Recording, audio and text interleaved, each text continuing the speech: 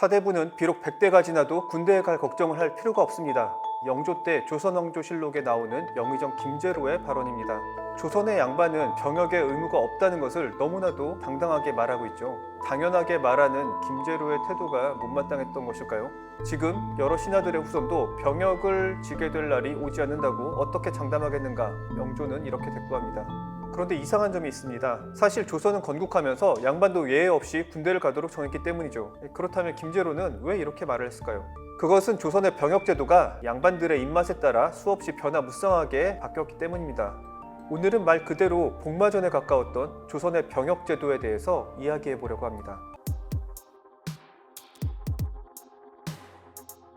조선의 병역제도는 원칙적으로 양인 개병제였습니다. 그러니까 16세에서 59세 사이의 양인 남성이라면 특별한 질병이나 다른 노역에 동원되지 않는 한 누구나 군대에 가야 했습니다. 여기서 양인은 우리가 알고 있는 양반, 상인, 농민 등을 가리키는데요. 그러니까 천인을 제외한 모두가 군대에 가야 했던 것이죠. 그런데 조선 전기부터 이미 이 양반들이 병역을 기피하는 풍조가 생겨나기 시작합니다. 이 양반들은 합법적으로 병역을 피할 수 있는 방법이 몇 가지 있었는데요. 첫째, 성균관이나 지방 서원에 등록돼 성리학을 공부하는 학생으로 국가의 인정을 받는 경우입니다. 경국대전에 따르면 성균관 유생은 200명, 그 외 서울의 교육기관에서 공부하는 유생이 400명, 그리고 지방에서 공부하는 학생들이 14,950명, 총 15,550명이 이런 이유로 군역에서 제외됐습니다. 그래서 성균관이나 지방 서원에 들어가는 것은 경쟁률이 대단히 높았고 부모들은 자신의 자녀들을 이곳에 집어넣기 위해서 온갖 연주를 동원하기도 했습니다. 당연히 고관 대작이나 지방 유지들의 자녀가 이런 혜택을 많이 받았겠죠. 두 번째로 족친이나 충찬이 등 특수부대에 들어가는 것인데요. 이것은 왕실의 친족이나 공신들의 자녀를 위해 편성한 특별부대였습니다. 그러니까 이름만 군인이지 사실상 훈련다운 훈련을 받지 않았기 때문에 권력자들은 자신의 자녀들을 이곳에 대량으로 집어넣어서 편하게 군생활을 하도록 도왔습니다. 이도저도 안 될 경우에는 갑사나 별시 같은 무관직으로 들어가는 방법도 있었습니다. 일종의 이 사관학교라고 할까요? 갑사와 별시는 수도 서울에서 편성하는 정예부대였습니다. 갑사는 혜택이 많았지만 그만큼 이 선발 시험도 매우 까다로웠기 때문에 일부 양반들은 사람을 사서 대리시험을 치기도 했습니다. 어떤 경우에는 무예가 뛰어난 한 사람이 10명의 대리시험을 대신 봐줬다고 하니까 꼼수가 상당히 만연했던 것 같습니다. 이 밖에 일반 병사는 정병이라고 불렀는데 이 지방에 사는 경우에는 서울로 올라와서 토목공사에 동원되는 경우가 대부분이었습니다. 또 기병으로 뽑힌 사람들은 말도 자기가 구해와야 했는데 서울까지 말을 데리고 와서 말을 먹이는데 돈이 워낙 많이 들다 보니까 아예 서울에서 말을 빌리기도 했습니다.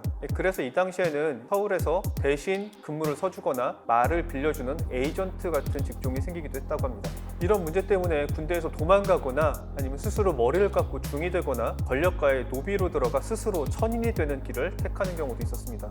병역을 피하려는 양반들의 노력은 집요하게 이어졌습니다. 아까 성균관이나 서원에 들어가서 이 병역을 피했다고 했는데요. 이것도 계속되진 않았습니다.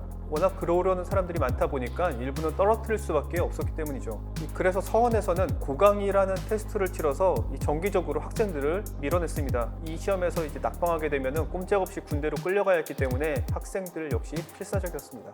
청탁도 난무했습니다. 이 당시에는 이 어려운 부모를 보살필 경우에는 군대를 면제시켜주기도 했는데 자격이 안 되는데도 지방관리와 짜고 중빙을 거짓으로 꾸며서 면제를 받아내기도 했습니다. 이 명종 때 경북 성주에는 승지라는 고위직을 지냈던 이문건이라는 사람이 내려와 있었는데 그는 주변에서 하도 이런 청탁을 많이 해봤다 보니까 자신의 일기에 어쩔 수 없이 해주긴 하지만 이다지도 청탁이 많냐라고 탄식할 정도였습니다. 그나마 조선 전기에는 이렇게 꼼수를 부려서 병역을 피했는데 조선 후기로 가면 아예 노골적으로 대놓고 병역을 피하게 됩니다. 관료들과 힘 있는 권세가들의 이해관계가 맞아 떨어지면서 자신들의 자녀들을 모두 병역에서 제외시킬 거죠. 이런 일이 공식화되면서 앞에서 말한 영의정 김제로는 당당하게 이 사대부들은 군대 가지 않아도 된다고 말했던 것이죠. 그리고 그 부담은 고스란히 일반 농민이나 상민 같은 비양반들이 지게 됐습니다. 그래서 병역을 피하기 위해 아예 자살을 하거나 아니면 압록강을 넘어 중국으로 도망치는 일도 빈번하게 벌어졌습니다. 임진왜란과 병자호란이라는 큰 충격을 겪었지만 사정은 달라지지 않았습니다. 전쟁을 치른 뒤 최명길이나 윤유화 같은 대신들은 양반들도 모두 군대에 가야 된다고 주장했고 그게 안 되면 하다못해 배 한 필씩이라도 걷어서 국방비로 충당하자고 했지만 이에 대해서 사대부들은 엄청나게 저항하기도 했습니다. 한국에서 병역 문제는 늘 뜨거운 이슈였습니다. 정치인이나 고위공직자 혹은 그 자녀들의 병역 문제는 실망스러운 결과로 이어진 적이 많은데요. 최근에는 추미애 법무부 장관의 아들 군 복무 문제가 논란이 되고 있습니다. 조선도 크게 다르지 않았습니다. 앞서 봤듯이 조선은 노블리스 오블리제가 아주 엉망인 나라였습니다. 조선이 일본의 나라를 내줄 때 총 한 번 제대로 쏘지 못했던 비극적인 역사를 생각해 본다면 고위직 인사일수록 병역만큼은 더욱 모범을 보여야 하는 일이 아닐까 생각해 봅니다.